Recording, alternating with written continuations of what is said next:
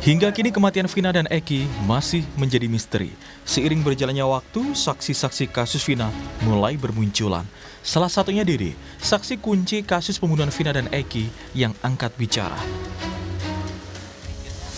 Dalam konten wawancaranya di kanal YouTube Deddy Mulyadi, Dede mengungkapkan kesaksian bahwa Aep meminta dirinya untuk diantarkan ke Polres Cirebon menjadi saksi dalam kasus tewasnya Vina dan Eki. Aep juga meminta Dede bersaksi. Dede juga mengakui bahwa keterangan yang diberikan saat proses BAP tidaklah benar. Ia mengaku kesaksiannya tersebut telah diarahkan lebih dahulu oleh Aep dan Rudiana. Bahwa saya nggak pernah tahu peristiwa itu sama sekali. Oke, kamu diminta jadi saksi, ya kan? Diminta jadi saksi oleh Pak Rudiana dan Aep. Setelah itu kamu masuk ke ruangan? Masuk ke ruangan, Pak. Setelah masuk ke ruangan? Di BAP, Pak. Tapi kan sebelum masuk ke ruangan kan dibilang dulu, Pak, kamu bilang aja lagi nongkrong di warung, ada orang nongkrong segerombolan anak-anak, melempar batu, bawa bambu, nah, terus sama pengajaran itu udah diomongin dari luar dulu, Pak. Siapa yang ngomongin itu? Ya yang ngomongin itu kan pertama Aep ngasih tahu, Pak. Oh, yang ngarahin bahwa kamu menyaksikan ada anak-anak melakukan pelemparan, kemudian pakai batu, bawa bambu. Nah, yang ngarahin pertama itu siapa? Aep sama Rudiana ngasih tahu ke saya, Pak. Dua-duanya. Dede juga mengaku bersalah atas kesaksian palsu itu, namun dia bingung untuk mengungkapkannya. Sebenarnya juga dari kemarin pas viral, ya saya pengen, Pak, keluar media berkata jujur. Cuman saya berpikir panjang, Pak. Saya keluar dengan sendirian, saya bisa apa? Kamu tahu nggak bahwa kesaksian kamu itu melahirkan derita yang luar biasa? Tahu, Pak. Kamu merasa dosa? Merasa. Sebenarnya ya saya sebenarnya hati kecil saya merasa dosa, Pak. Ya kalau ada di posisi keluarga saya, ya mungkin keluarga saya juga ngerasa tersiksa, Pak. Sementara itu kuasa hukum Ibtu Rudiana, Pitra Romadhoni, membantah keterangan saksi kunci Dede yang menyebut keterangannya saat di BAP diarahkan oleh Rudiana. Pitra mengatakan keterangan Dede tidaklah benar dan fitnah. Keterangan yang disampaikan oleh Dede terhadap klien kami, Bapak Ibtu Rudiana, adalah hoax dan tidak benar, dan kami pastikan keterangan yang disampaikan saudara Dede ini yang menyatakan ia disuruh oleh Ibtu Rudiana untuk memberikan keterangan tidak benar, itu adalah keterangan yang tidak benar dan fitnah terhadap diri Bapak Ibtu Rudiana. Tidak hanya Dede, Irfan Setiawan, teman dekat anak RT Pasren, Kavi, menyangkal kesaksian Kavi yang mengaku tidak kenal dengan terpidana kasus pembunuhan Vina dan Eki Cirebon. Irfan menyebut Kavi berbohong karena mengaku tidak mengenal terpidana lainnya, padahal merupakan teman dekat sejak kecil. Saya emang iya Kavi itu bohong. Itu tuh bertolak belakang, sangat memang bertolak belakang sih. Itu tuh Kavi sama terpidana ya teman dari kecil sampai ya 2016 itu. Sama ya pas 2013 ya kita sampai bikin baju bareng, Bob Marley. Foto-fotonya juga masih ada. Munculnya sejumlah saksi baru dalam kasus ini memang harus diuji. Namun jika keterangan saksi-saksi baru ini benar adanya, maka akan menjadi babak baru untuk membuka tabir misteri kematian Vina dan Eki. Hingga kini publik masih bertanya-tanya, apa yang menjadi penyebab pasti kematian Vina dan Eki? Adakah upaya pembunuhan? Dan mungkinkah para terpidana merupakan korban salah tangkap? Tim Liputan, Kompas TV. Saudara, hingga kini kematian Vina dan Eki masih menjadi misteri. Saksi-saksi baru mulai bermunculan di tengah viralnya kasus ini. Yang cukup mengejutkan baru-baru ini seorang pria bernama Dede yang juga menjadi saksi kunci pada kasus Vina dan Eki yang bergulir pada tahun 2016 hingga 2017 yang lalu, mengaku semua BAP atau berita acara pemeriksaan kasus Vina atas dasar arahan dan settingan Aep dan Ibtu Rudiana. Lalu mampukah keterangan para saksi ini mengungkap kasus yang sebenarnya?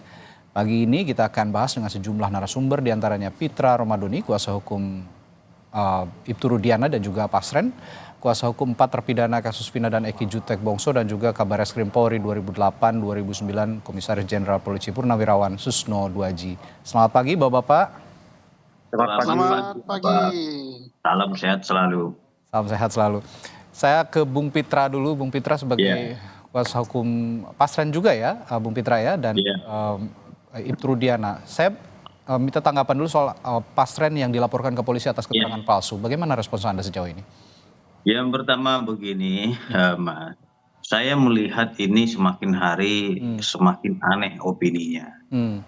Saya ingin garis bawahi bahwasanya Kapi itu tidak pernah menyebutkan dia tidak kenal dengan 6 terpidana itu. Dia tidak pernah menyebutkan itu dari mulutnya. Oke. Jadi jangan juga kita buat seolah-olah dia pernah menyampaikan dia tidak kenal dengan terpidana ini. 6 terpidana itu dia kenal kecuali yang namanya Ripaldi. Oke. Itu. Jadi dari mana sumbernya ini harus jelas juga. Nggak ada Kahfi ini ngomong di media saya tidak kenal dengan 6 terpidana. Nggak ada itu satupun. Oke. Nah, jadi jangan dibuat framing ya seolah-olah ini Kahfi menyampaikan komentar dia tidak kenal dengan 6 terpidana. Dia kenal, yang tidak kenal cuma Ripaldi seperti itu. Oke. Baik, itu harus diluruskan dulu karena ini merupakan peradilan media sosial jadinya. Kita tidak boleh seperti itu. Oke. Baik, terkait dengan Pak Pasren ya, ini kan Pak Pasren telah dilaporkan ke Mabes Polri oleh rekan-rekan kita Jutek Bongso. Oke. Saya kira kita hormati hak hukum yang dilakukan oleh rekan-rekan tersebut.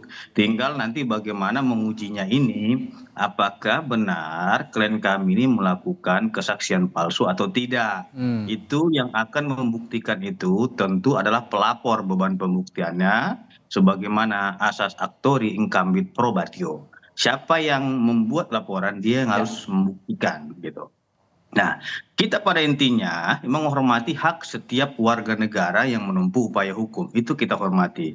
Tapi diingat ya, apabila memang tuduhan itu tidak benar ya, tentunya sebagai warga negara yang baik juga kita akan menggunakan hak hukum. Dan terkait dengan tuduhan-tuduhan terhadap Abdul Pasren dan Kahfi, 2 hari yang lalu kita telah melayangkan surat permintaan klarifikasi kepada yang bersangkutan untuk membuktikan tuduhannya. Kalau memang tidak bisa diklarifikasi dengan baik, tentu kami akan layangkan somasi dan akan diproses dengan laporan polisi juga dengan tuduhan fitnah dan pencemaran nama baik. Nah, terkait dengan ada ini yang lagi viral juga ya. Katanya Dede ya disuruh oleh Bapak Ibtu Rudiana untuk men-setting. Saya pastikan itu adalah tidak benar dan fitnah. Karena ya saya luruskan di sini. Pada tanggal 31 Agustus itu sebelum 31 Agustus Pak Rudiana tidak kenal yang namanya Aep dan Dede ya. Kenal itu pada tanggal 31 Agustus 2016.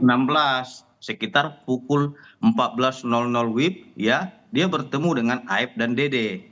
Nah, itu ditanya kepada Pak Rudiana apakah pernah melihat peristiwa pada tanggal 27 Agustus ya, yang dia diinformasikan itu laka lantas. Ya, jadi mereka ini menyampaikan, Aep juga menyampaikan kepada Pak Ibtu Rudiana, saya melihat Pak bahwasannya ditunjukkan sepeda motor ini dikejar-kejar nih dan dilempar oleh batu. Gitu loh. Oke.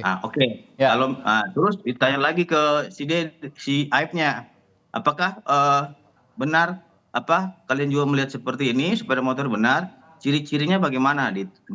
Disebutkan pakai tensoples. Nah, sehingga pada pukul 14.00 itu beliau kasih nomor handphonenya kepada Dede dan Aib. Disimpan mereka. Apabila memang melihat pelaku ini ya tolong kasih tahu saya seperti itu.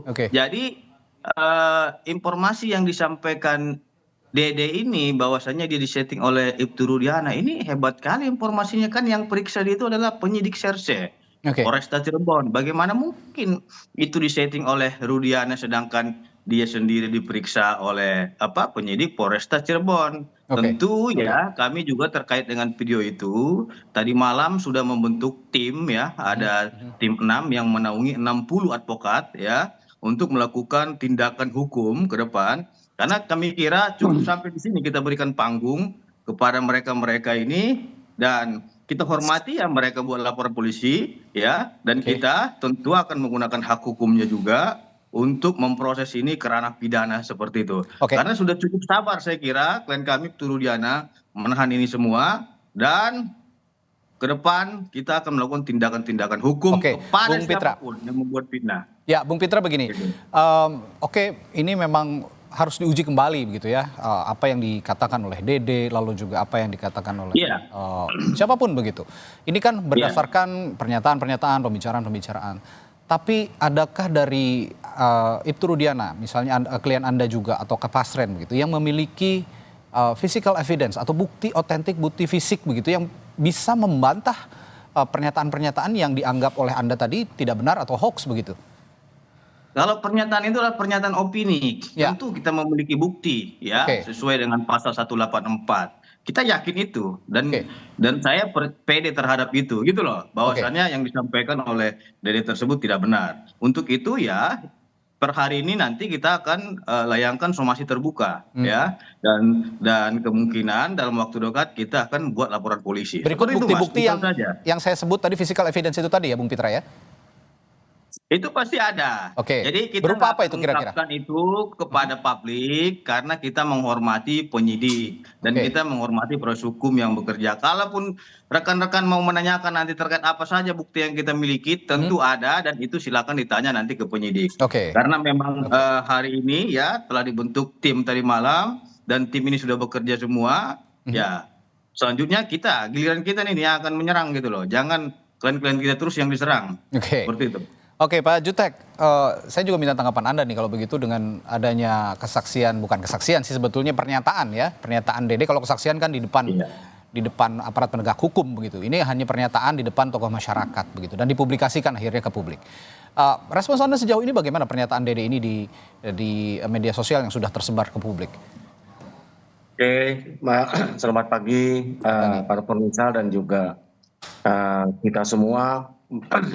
Betul, saya sampaikan kemarin saya sudah bertemu dengan saudara Dede ya, untuk menggali karena kepentingan kami kan mencari novum ya. Nah, perlu saya luruskan ya, rangkaian peristiwa ini terjadi adalah 31 Agustus jam 10 pagi ya, Ibtu Rudiana melakukan penyelidikan sendiri ke lokasi TKP, lalu pukul 14 bertemu dengan saudara Aib dan Dede ya.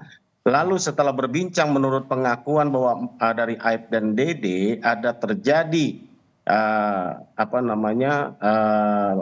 kejar-kejaran motor dan pelemparan terhadap segelombolan antar geng motor dan pelakunya menurut informasi dari Dede dan Aib itu yang biasa nongkrong di SMP 11, ditinggallah nomor telepon dari Ibtu Rudiana kepada mereka. Lalu pukul 14, pukul 16 Dede itu menelpon bukan Dede, Aib ya, menelpon Ibtu Rudiana. Lalu datang mereka ya, Aib mengkabarkan bahwa yang biasa nongkrong di SMP 11 itu sedang nongkrong, intinya begitulah. Datang Rudiana ya dengan tim ya, menurut pengakuan mereka, seingat mereka ya, ini pengakuan mereka ya, seingat mereka katanya berjumlah 4 atau 5 orang ya kan, Rudiana dengan timnya mengambillah 8 orang yang nongkrong di depan SMP 11 ya kan, dibawa ke Sat Narkoba ya kan. Nah, timbullah peristiwa itu dan rangkaian terus seperti yang sudah kita sampaikan ya kan, ada dugaan penyiksaan, ada dugaan penganiayaan. Ini menurut pengakuan dari klien kami kepada kami. Ya? Sebabnya bukan itu kan, makanya kami ada loh berita acara penyerahannya. Jangan tahan dulu Bung Pitra, nanti saya kasih kesempatan untuk Anda untuk membantah ataupun merespons pernyataan dari Bung Jutek. Silahkan dilanjutkan Bung Jutek.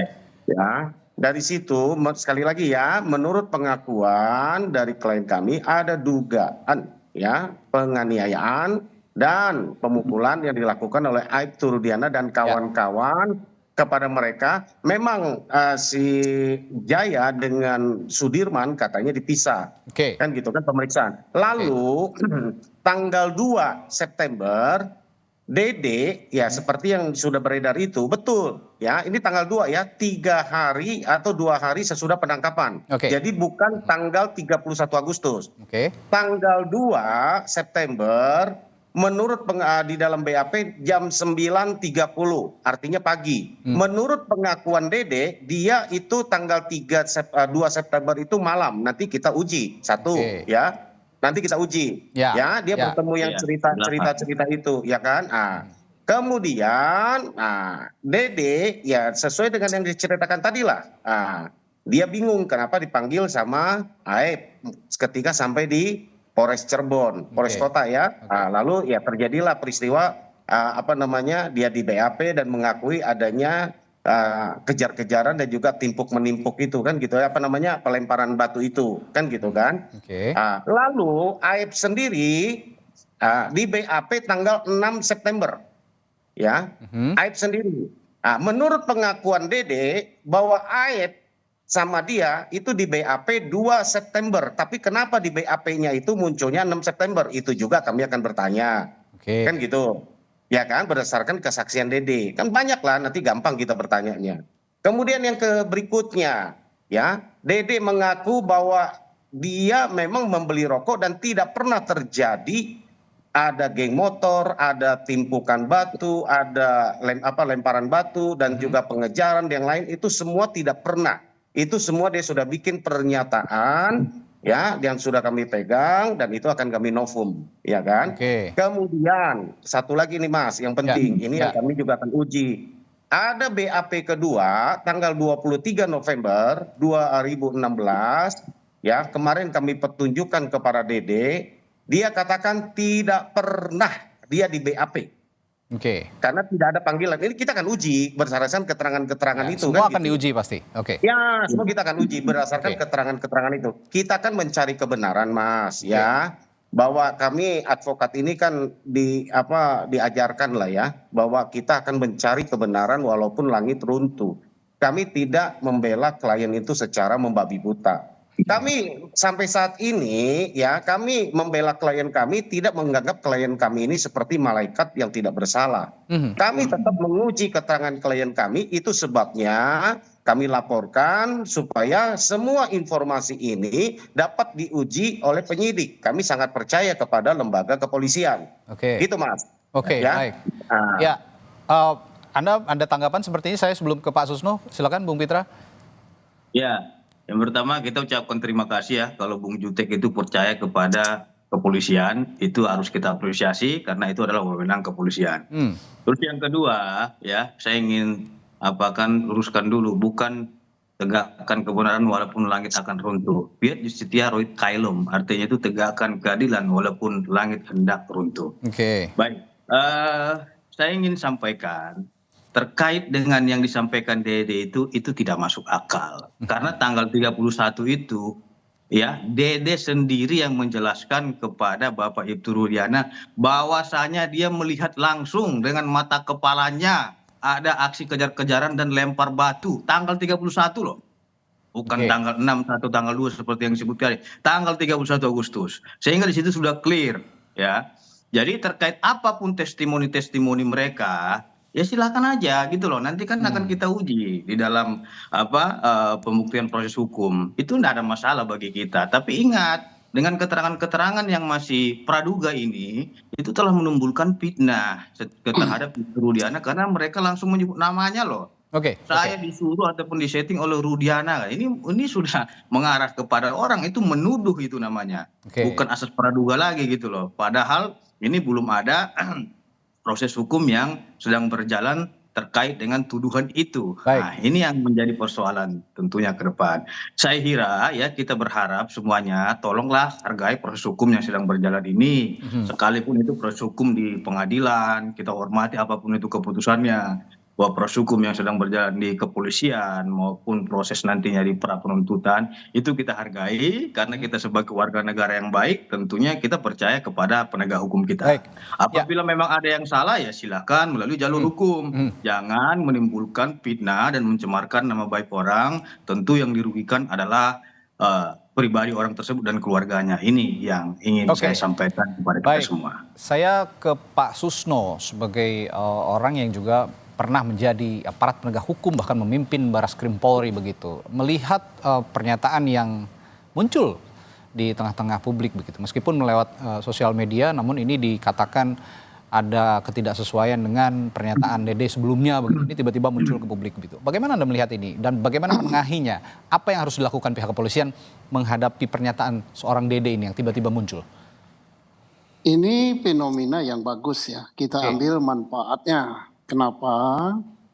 Karena kalau kita menggali sendiri, kita ini kan tidak berada di TKP, tidak mengalami, tidak melihat langsung kejadian dan sebagainya. Ya. Kita hanya menerima informasi-informasi. Nah, informasi itu mana yang benar? Nah, mana yang benar tentunya harus diuji. Ya. Nah, diuji itu apa? Alat pengujinya ya alat bukti juga. Dan kita sudah tahu bahwa keterangan saksi yang sudah di depan pengadilan di bawah sumpah pun itu belum tentu benar. Harus diuji dengan alat bukti yang lain. Ya. Karena keterangan saksi berdiri sendiri itu tidak laku, dia dijual.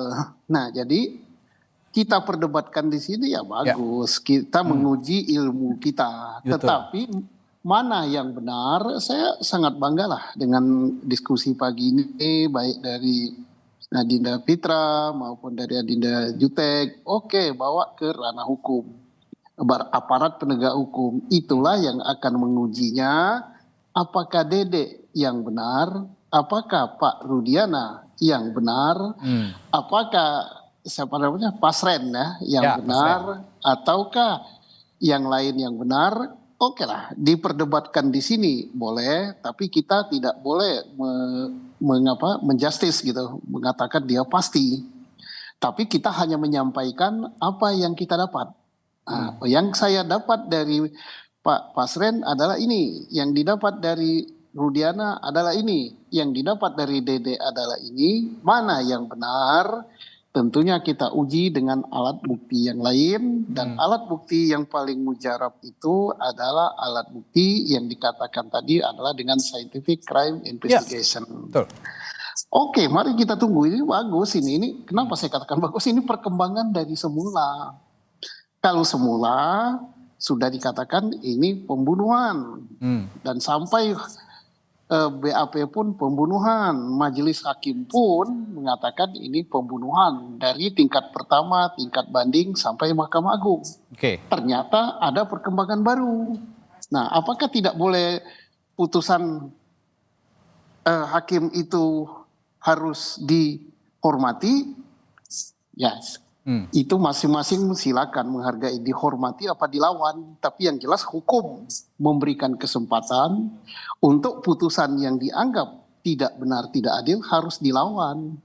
Cara melawannya apa? Sudah ada kan, kalau pada tingkat penyidikan cara melawannya adalah dengan pra-peradilan. Kalau pada tingkat pengadilan pertama cara melawannya dengan banding. Kalau pada terus, jadi artinya bukan berarti putusan itu harus diterima dan harus dihormati. Apakah dilawan itu dihormati? Ya tentunya tidak. Dilawan, tapi melawannya bukan dengan omelan, bukan dengan mengatakan apa-apa, tapi ada sarananya. Mari kita sarana itu kita gunakan. Ini bagus untuk pembelajaran bangsa ya. Bukan kita aja, termasuk saya gitu. Rakyat, saya ini udah jadi rakyat ya. Aparat penegak hukum, mahasiswa penegak hukum, ini hukum itu berproses, berkembang, termasuk pemahaman kita juga berkembang. Bagus sekali ini ya. Ya, itu tadi yang saya katakan bahwa polisi itu hanya menerima informasi begitu ya, baik dari Dede, baik dari Ibtu Rudiana begitu ya, dari Pasren, dari siapapun. Tapi kembali lagi seperti yang Pak Susno bilang bahwa yang menjadi alat uji utama adalah alat bukti. Artinya physical evidence yang lebih penting berdasarkan scientific crime investigation. Nah, saya kembali ke Bung Jutek kalau begitu. Bung Jutek, kalau tadi Bung Pitra mengatakan ada bukti-bukti fisik, bukti-bukti physical evidence begitu yang akan diajukan bahwa Ibtu Rudiana ini, ya pokoknya intinya untuk membantah semua pernyataan Dede bahwa Ibtu Rudiana lah yang merekayasa semua ini. Jika demikian, dari Anda sendiri sebagai kuasa hukum dari para terpidana begitu yang sudah dihukum saat ini di penjara dan sedang dalam proses untuk mengajukan PK, ada physical evidence juga yang bisa dikuatkan untuk membuktikan bahwa pernyataan yang dikatakan oleh Dede ini adalah benar begitu.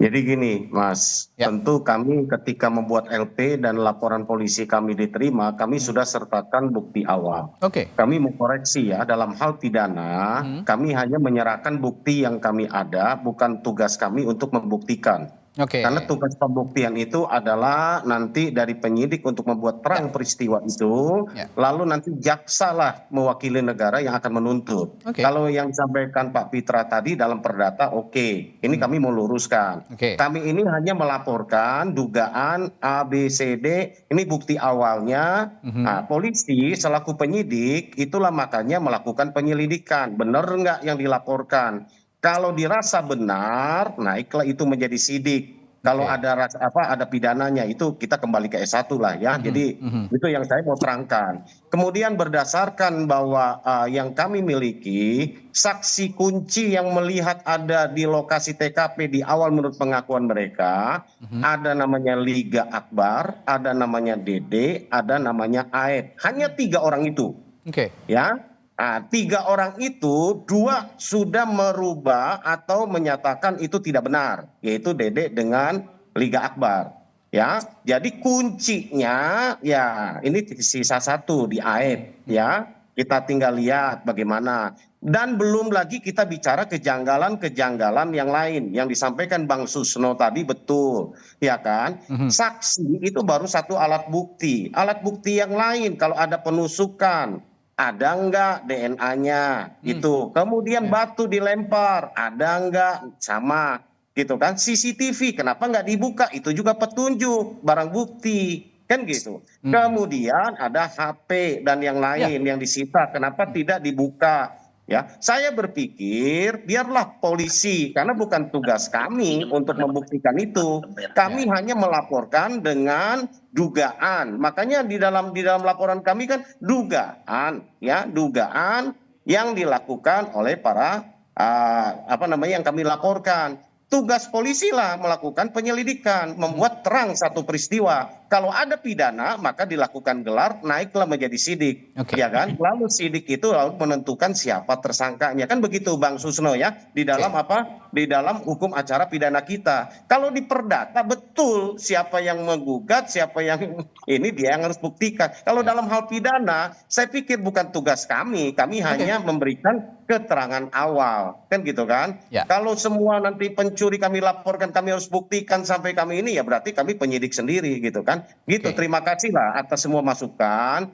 Menurut saya, marilah kita tunggu. Jangan jadikan, saya setuju, jangan jadikan media sebagai pengadilan atas peristiwa ini, tapi untuk memberikan pelajaran lah. Makanya saya tidak pernah menggebu-gebu, Mas. Saya ini ketua IKADIN ya, ketua DPC IKADIN. Kami ini advokat pejuang ya. Kalau kami berdiskusi itu sampai gebrak meja, sampai teriak-teriak, sampai balik meja, itu biasa kami itu. Tapi ketika keluar kami tenang gitu kan. Tanyalah teman-teman di Bandung itu tahu siapa saya gitu kan. Saya tidak pernah, mereka juga heran kok tenang ya Abang ya. Oh iyalah, berapa kita di mana di dalam media kita garang. Semua orang bisa lakukan itu Mas. Gitu Mas ya. Oke Mas, lanjut. Baik, nanti juga akan ada konferensi pers sebetulnya dari DPN Pradi ya Pak Jutek, yang akan kita nantikan pukul 15, dan Pak Jutek sepertinya ada agenda lain yang harus dijalani. Saya ucapkan terima kasih juga sudah bergabung pagi hari ini. Tapi setelah jeda nanti saya juga akan kembali berbincang dengan Bung Pitra dan Pak Susno tentang peran Ibtu Rudiana dalam kasus ini. Bagaimana yang harus peran apa yang harus didudukan dalam kasus ini? Apakah memang Ibtu Rudiana perlu memberikan keterangan yang sebenar-benarnya di hadapan publik bahwa ini adalah kasus yang memang terjadi dan sudah inkrah diputus pada tahun 2017 lalu. Sesaat lagi di Sapa Indonesia Pagi, tetaplah bersama. Saya izin Mas ya. Terima kasih. Terima kasih Pak Jutek. Kembali di Sapa Indonesia Pagi, masih membahas perkembangan paling akhir dari kasus pembunuhan Vina dan Eki, di mana ada beberapa terpidana yang mengajukan PK, tapi juga di sisi lain ada Ibtu Rudiana yang saat ini posisinya sedang bertahan begitu ya kalau bisa dibilang, karena banyak tudingan-tudingan juga yang muncul pada Ibtu Rudiana dan harus dijelaskan kepada publik, dan pagi hari ini juga diwakili oleh kuasa hukumnya Bung Pitra Romadhoni. Bung Pitra, saya akan tanyakan juga, kalau begitu dalam kasus ini dan Anda sebagai orang yang sudah ditunjuk oleh Ibtu Rudiana sebagai kuasa hukumnya, bagaimana Anda bisa mendudukan Ibtu Rudiana dalam kasus ini sebenarnya? Iya, baik. Ya. Yang pertama, Mas, ya, kita juga baru diberikan amanah ya kemarin Bapak Ibtu Rudiana. Tentu kita selaku penasihat hukum akan profesional dengan memberikan pendampingan hukum yang sesuai dengan ketentuan hukum. Nah, terkait dengan apa tadi saya ingin jawab dulu mengenai silakan. mengatakan ya, bahwasanya beban pembuktian itu ada pada penyidik, itu hal yang keliru. Bagaimana mungkin kita tekankan kepada penyidik, polisi, buktinya tidak ada. Itu namanya memaksa seseorang untuk melakukan penetapan tersangka terhadap orang tapi bukti yang tidak ada. Itu perlu harus digarisbawahi. Beban pembuktian itu adalah pada pelapor. Tentunya pelapor melaporkan suatu hal itu harus memiliki bukti permulaan dulu ya, yang cukup dan sah. Minimal 2 alat bukti yang sah. Jadi nggak bisa juga kita bilang nanti biar penyidik aja lah mencari buktinya semua. Nggak boleh seperti itu.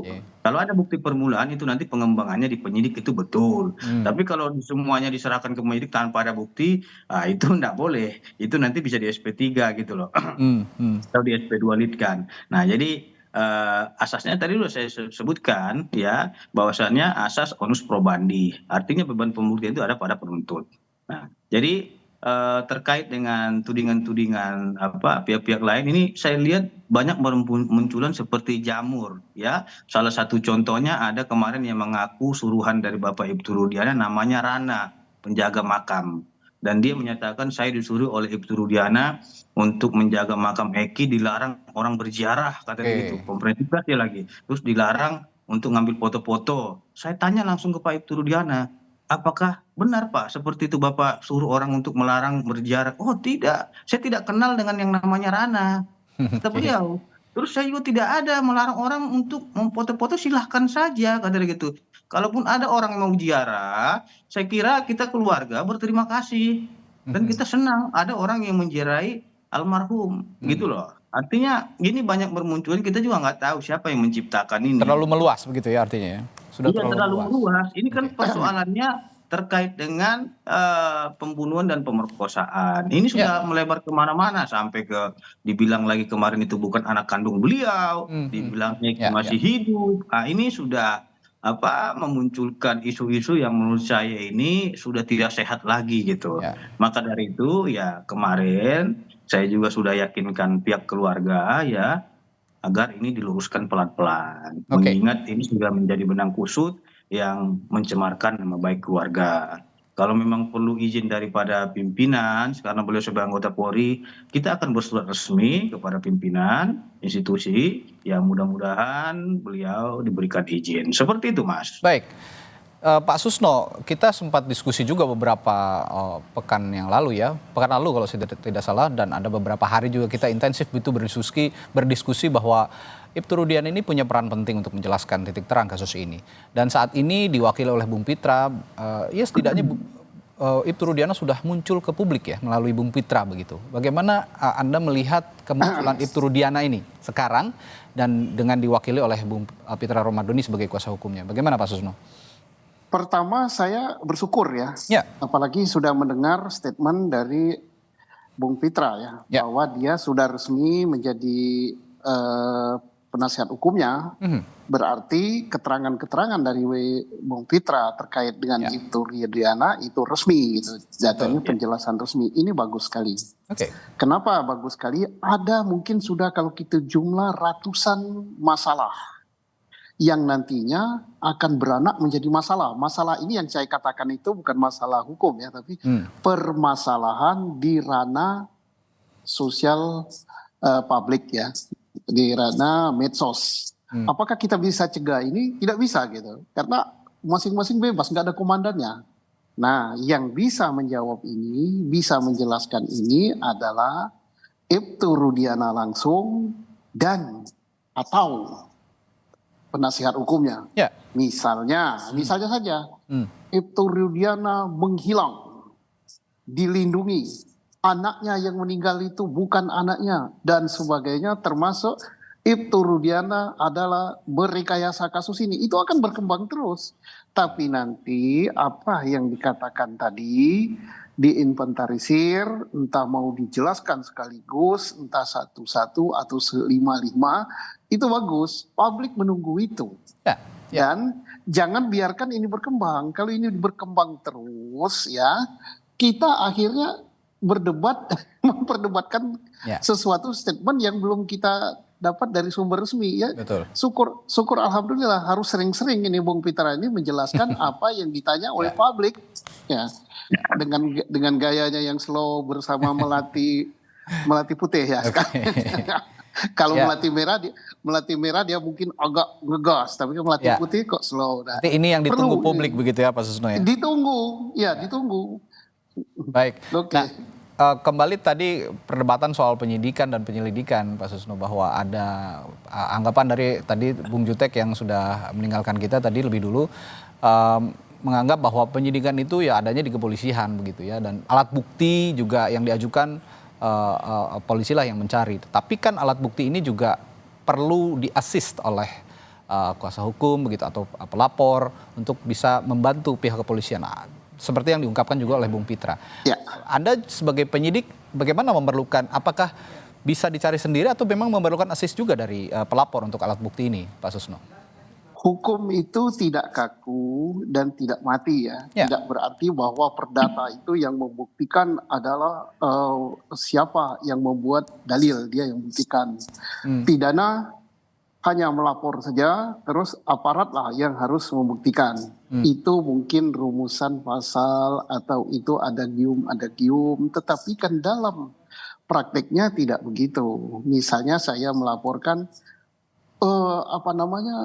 saya ditempeleng gitu di pasar tadi. Siapa yang nempeleng? Saya nggak tahu yang nempeleng. Silakan polisi buktikan siapa yang nempeleng saya, kan agak susah, ya.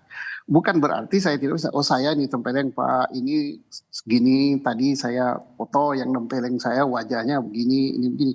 Saya bukan membuktikan, tetapi memberikan bahan. Silakan polisi cek benar nggak ini orangnya. Atau Pak, rumah saya tanda tangan saya di slip pengambilan deposito saya dipalsukan. Oke. Saya kan yang ngomong gitu kan, polisi kan nggak tahu kan. Ya, tapi kalau saya Pak, ini Pak contoh tanda tangan saya, ini contoh slipnya, tapi saya nggak tahu ini apakah dia yang masukkan apa tidak. Nah, ini polisi lah yang mengembangkan. Nah, apa namanya itu polisi yang membuktikan? Apa namanya itu polisi yang mengembangkan? Apakah namanya itu saya yang membuktikan selaku pelapor? Itu istilah masing-masing. Jadi memang dalam hukum itu ya begitulah. Asiknya belajar hukum itu kan nggak akan pernah tamat. Walaupun sampai S4 pun nggak akan tamat. Karena Oke, gitu lah. Baik, ini yang sekarang menarik ya, kalau publik mengatakan seru, tapi kalau kita melihat sekarang ya bukan seru atau tidaknya, tapi ada pernyataan pembanding sekarang yang menjadi pencerahan buat kita semua dengan hadirnya Bung Pitra sebagai kuasa hukum Ibtu Rudiana begitu ya, Pak Susno ya. Nah, ke depan Anda melihat jika kehadiran Ibtu Rudiana melalui Bung Pitra ini sudah ada begitu, apa yang akan terjadi, apa yang akan muncul di kasus pembunuhan Vina ini, terutama untuk upaya-upaya PK yang saat ini juga sedang diajukan para terpidana yang sudah, bahkan ada yang sudah bebas, salah satunya akan bersidang nanti hari Rabu tanggal 24, Pak Susno. Oke, isu besar yang berkembang sekarang adalah satu tentang kesaksiannya. Ya. Kesaksian ini dinilai palsu, ini yang benar, termasuk juga merekayasa kesaksian. Itu satu isu yang besar. Isu yang kedua yang berkembang di dalam kasus ini, bahwa peristiwa ini bukanlah peristiwa pembunuhan, tapi peristiwa kecelakaan. Nah, dua isu ini yang sangat menarik ini. Mana yang benar? Tinggal kita bedakan. Apakah isu ini kecelakaan? Apakah isu ini adalah pembunuhan? Apakah isu ini kesaksian palsu menyangkut rekayasa? Apakah itulah yang sebenarnya? Nah, Ini sangat menarik. Ini awal kita membahas ini kan. Kita belum bisa mengatakan atau memvonis, memberikan judge bahwa ini palsu. Tidak. Marilah kita lihat dan publik ikuti dengan seksama. Inilah pelajaran hukum yang mungkin 3-4 semester ini. Oke. Bagus. Baik. Ini bagus ya. Baik, terakhir untuk Bung Pitra, saya tanya dulu keadaan Pak Ibtu Rudiana saat ini bagaimana? Dalam kondisi baik, dalam kondisi sehat? Pak Pitra, Bung Pitra? Sebagai anggota Polri yang aktif, ya keadaan beliau sehat dan baik saja dan bertugas sebagaimana mestinya sebagai anggota Polri. Jadi tiap hari itu tidak ada beliau menghilang. Jadi kalau dikatakan hilang nggak ada lah ya, ada sebenarnya ya. Karena beliau itu melaksanakan tugas kedinasan. Tentunya bukan hanya terkait dengan proses hukum saja yang harus beliau pikirkan. Akan tetapi beliau juga memikirkan terkait dengan tugas kinerja ataupun kedinasannya. Dan tugas menafkahi keluarganya. Saya kira itu yang harus kita sampaikan terkait dengan kondisi Pak Rudiana. Terus yang kedua, yang mengenai beban pembuktian itu, saya ingin luruskan. Terkait dengan beban pembuktian itu haruslah dibuktikan terlebih dahulu. Contohnya ditempeleng. Buktinya apa ditempeleng? Apakah ada visumnya, kepalanya memar, kan gitu. Atau saya merasa dicemarkan nama baiknya. Buktikan dulu yang dicemarkan nama baiknya yang mana, fitnahnya yang di mana. Jadi nggak bisa kita ujuk-ujuk memaksa polisi untuk memproses orang tapi buktinya nggak ada. Itu nggak bisa seperti itu. Tugas polisi itu hanya mengungkap, gitu loh. Ya. Apakah ada perbuatan pidana atau tidak, itu pengungkapan yang dilakukan oleh pihak kepolisian dari bukti permulaan yang cukup. Itu yang saya maksud. Setiap apapun yang kita lakukan itu terlebih dulu ada bukti permulaan dulu. Jangan kita ujuk-ujuk, ya itu tugas polisi, buktinya ada di polisi. Nggak bisa, itu namanya pengaduan palsu. Baik. Ya, ini kedepannya akan kalau dilihat publik mungkin seru, tapi untuk kita semua ini sama-sama mencerahkan karena apapun argumentasinya dari kuasa hukum Ibtu Rudiana, Bung Pitra, atau dari kuasa hukum para terpidana, intinya adalah kita melihat kebenaran. Yang muncul tetaplah di tengah itu adalah kebenaran. Nanti yang akan ditunjukkan kepada publik adalah kebenaran yang tentunya bisa dipertanggungjawabkan di depan pengadilan. Baik, terima kasih kuasa hukum Ibtu Rudiana, Bung Pitra Romadhoni, dan Kabar Eskrim Polri 2008-2009, Komisaris Jenderal Purnawirawan Polisi Susno Duaji telah bergabung bersama kami di Sapa Indonesia Pagi. Sehat selalu Bapak-Bapak, sampai jumpa lagi. Amin, amin. Sehat selalu, sampai jumpa lagi. Terima kasih.